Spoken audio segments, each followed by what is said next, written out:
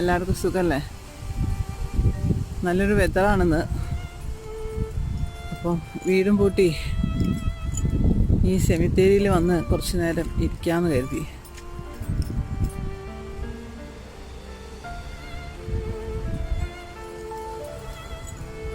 ഇവിടെ ഇരിക്കുമ്പം വല്ലാത്തൊരു ആശ്വാസം.